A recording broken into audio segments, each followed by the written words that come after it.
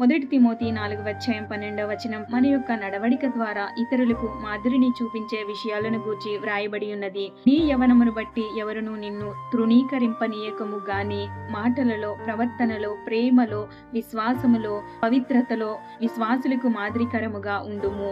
మన యవ్వనమును బట్టి ఎవరునూ మనల్ని తృణీకరించకుండా యోగ్యమైన ప్రవర్తన కలిగి జీవించవలెను. 119వ కీర్తన 9వ వచనం మనం చూసినట్లయితే, యవనస్తులు దేని చేత వారి నడతను శుద్ధి చేసుకుందరు, నీ వాక్యమును బట్టి దానిని సరిగ్గా చూసుకున్నట్టు చేతనే కదా. దేవుని యొక్క వాక్యపు వెలుగైన యేసుక్రీస్తు ప్రభువారు ఈ లోకంలో ఉన్నప్పుడు తన యవన జీవితములో ఆయన మాటల యందు కానీ, ఆయన ప్రవర్తన యందు కానీ, ఆయన ప్రేమలో కానీ లోపము లేనివాడై, పరిశుద్ధుడై, నిందారహితుడై మనకు మాదిరిని చూపించారు. దేవుని యొక్క సంకల్పమును నెరవేర్చి మనకు మాదిరిని చూపించిన ఏకైక దేవుని పరిశుద్ధుడు యేసుక్రీస్తు ప్రభువారు. క్రీస్తును పోలి జీవించినప్పుడు మాదిరికరమైన జీవితమును కలిగి ఉంటాము.